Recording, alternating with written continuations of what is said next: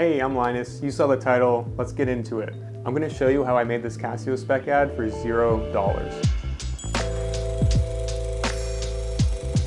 So first of all, when I say spec ad, this means that this is a free ad that I made for Casio. I did not work with the brand. They did not approach me. They certainly did not pay me. I just had an idea for an ad and I went out and shot it. I wear a Casio watch. I love this watch. So when I was thinking about potential brands to shoot on spec, Casio was at the top of my list. Doing stuff on spec can be a great way to build your portfolio, and it can make it a lot easier for you to approach potential clients when you can show them work you've done instead of trying to sell them on an idea. The biggest key to saving money on a shoestring budget is to not pay your actors. All right, don't actually do that. But what you should do is get your friends and ask them to act for you for free. My buddy Travis here, he's a photographer in real life, so the role was really easy for him to slip into. Okay, let's talk about where we shot. This location is a public park in the town that I live. I went out there the day before. I used the sun tracker app to see where the sun would be, and I decided, okay, we're gonna shoot tomorrow at 6 p.m. and the sun will be perfect. That leads me to my next tip. It really helps to go in with a plan for two reasons. First of all, on the production side, makes things go a lot faster. Second of all, when you're editing, it'll make it go super fast. Now, that doesn't mean that you should ignore any inspiration that you get in the moment. There are a couple shots in this sequence actually that I didn't plan. But if you do plan out your shots, then you give yourself the time and flexibility to be able to film those shots that you find on set. So what about stuff you don't capture on set? This piece is about a film photographer, so I thought it would be really cool to show kind of the inner workings of a film camera. I captured this sequence ahead of time. I just went outside at my house here and filmed everything. This just saved us time when we were on set because I didn't want to make Travis have to fumble around and me tell him, oh, get it right perfectly in focus. It's better for me to just do that on my own, sweating in the hot sun, getting the shots ahead of time. Another thing that can help save time is doing what you're comfortable with. For me, I'm comfortable with run and gun documentary storytelling, and so that's the style that I went for in this piece. That means I had minimal gear, just a camera, tripod, audio equipment, and a crew of one, just me.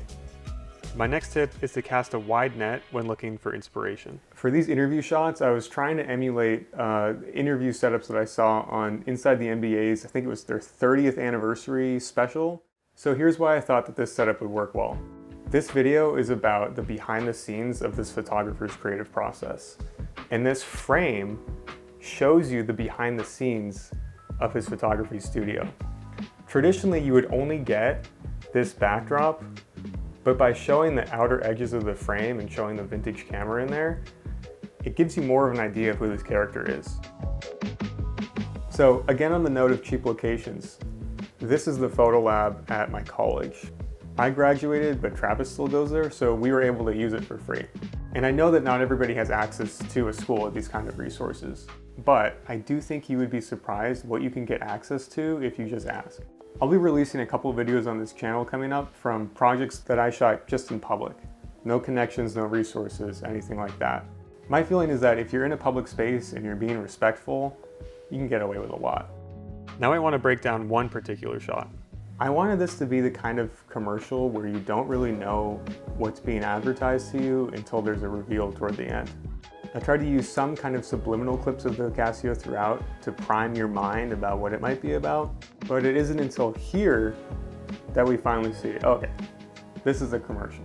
For this shot, I wanted to have an infinity black background with a tube light effect going over the face of the watch. And here's how I did it on no budget. For the background, I used an old black coat I had, put it in my closet and closed the door so that I could control all the lights.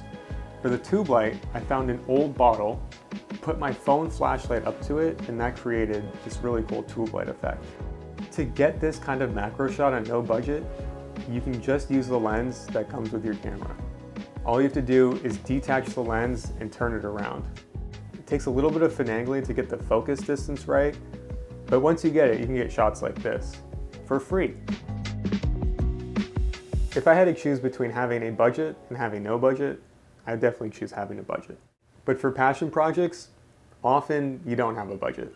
So hopefully this example showed that if you want to go film something, you can just do it. Find a friend who has some time, See what locations you can secure for free and go for it. I want to give a big thanks to my friend Travis and the American University Photo Lab for all their help in this project. Making stuff on no budget, you really rely on the kindness of people, and I'm so glad that I had these guys to help me out. I've got a lot more videos in the works that I'm really excited to share, so be on the lookout.